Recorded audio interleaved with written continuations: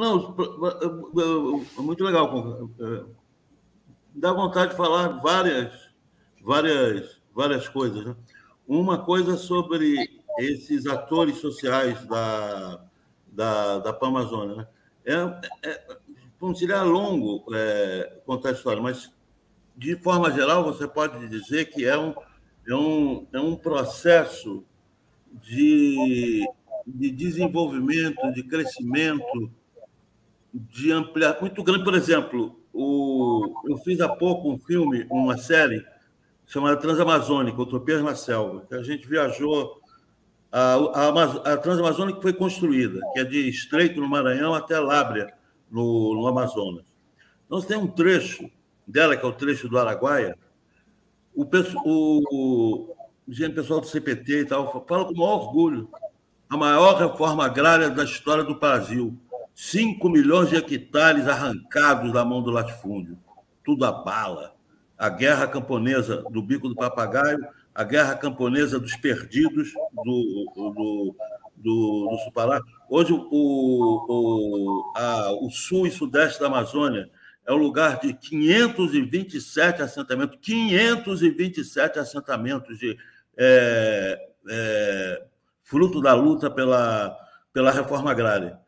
E isso se desenvolveu antigamente, era aquela resistência, os poceiros, o pessoal falava, né, atrás do toco, com a pica-pau na mão, para matar homem ruim, né, pistoleiro, resistir, etc. Hoje você tem você teve a resistência liderada pelos sindicatos, hoje você tem o MST, né, formas de luta já bem mais desenvolvidas, bem mais abrangentes, estratégias de luta onde tem um elemento político já colocado no seu centro, é uma coisa importante. Da mesma forma, você vê o movimento indígena, né? Você vê, por exemplo, a PIB, os movimentos não se resumem mais a resistir isolados nos seus territórios. Explica o que é a PIB para o pessoal, Luiz. A Articulação dos Povos Indígenas do Brasil. Então, que promove todos os anos o Abril Indígena, não é? Que sustentou agora, passou-se 2, 3 meses na luta contra o marco temporal, sustentando uma mobilização de 2 a 3 mil indígenas permanentes, por mais de um mês, em Brasília. Não é? Povos extremamente distintos, espalhados do sul, do sudeste, do nordeste, da Amazônia. Não é? E que partem também pelo protagonismo, ou seja, não ficam mais resistindo somente dos seus territórios, adentram o território central da institucionalidade, que é a Brasília. Isso é uma coisa extremamente significativa.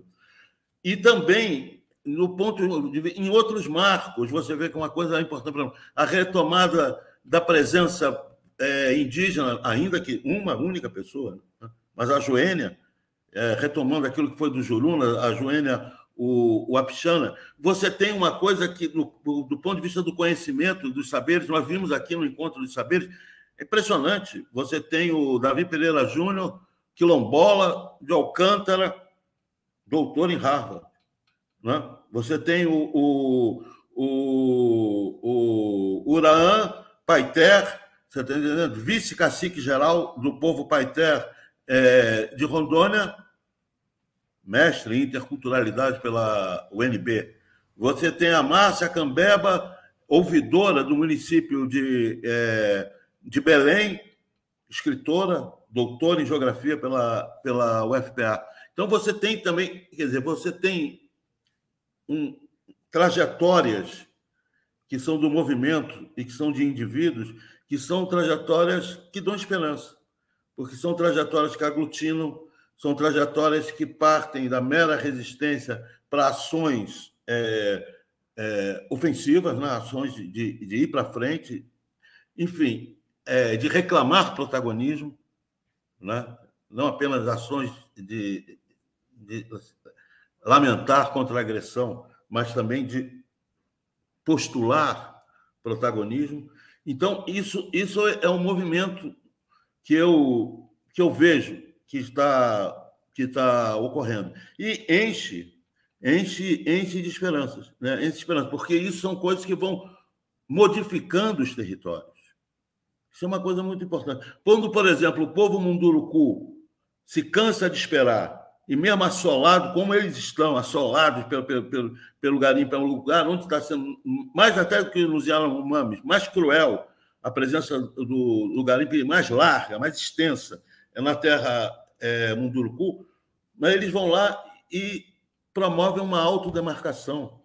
Se cansam de esperar por FUNAI, não é? Quando a gente tem aqui no Maranhão os Urubu-Caporra e os Guajajaras com os seus guardiões da floresta fazendo autodefesa, não é? Indo em cima do cara que está derrubando a madeira, que está derrubando, botando, prendendo, amarrando, entregando para a Polícia Federal. São formas que demonstram, de um lado, uma situação limite, não há dúvida. De um lado, uma situação limite. Por outro lado, demonstra também um grau de amadurecimento dessa capacidade de resistência muito grande. E da descoberta, que não é simples, a descoberta da necessidade de aliados. Eu diria, só para terminar, por exemplo, o Fórum Social Pan-Amazônico, nas internas, essa é a grande luta. É você descobrir que tem... Porque o movimento desse, você tem uma coisa muito de uma autocentralidade. Às vezes, uma autocentralidade étnica. Só para você ter uma ideia, uma vez conversando com o Oraã, esse mesmo, era o vice-cacique geral dos Paiteás, ele falou: Luiz, eu não me sinto brasileiro, eu me sinto como embaixador de um povo que vive dentro de um país chamado Brasil. Mas eu não me sinto brasileiro.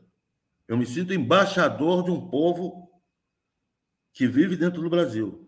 E aí, conversando assim, e eu aprendi, e como nós vivemos dentro do Brasil, nós temos que nos relacionar com o Brasil. As coisas se interpenetram. Assim. E eu descobri, pela minha experiência, pela vida, que os nossos aliados, os aliados do povo Paité, os aliados do povo indígena, no Brasil, são aquilo que se chama de esquerda, que é quem são os nossos aliados, são aquilo que no Brasil se chama de esquerda. Então, você vê a complexidade desse tipo de apreensão do que é a realidade brasileira. Eu fiquei, não sei você, eu fiquei chocado, fiquei assim, estupefato quando eu vi essa primeira vez, ele falando com a maior tranquilidade do mundo. Com a maior tranquilidade do mundo. Eu falo aqui com condição de embaixador de um povo que vive dentro do Brasil, você está entendendo?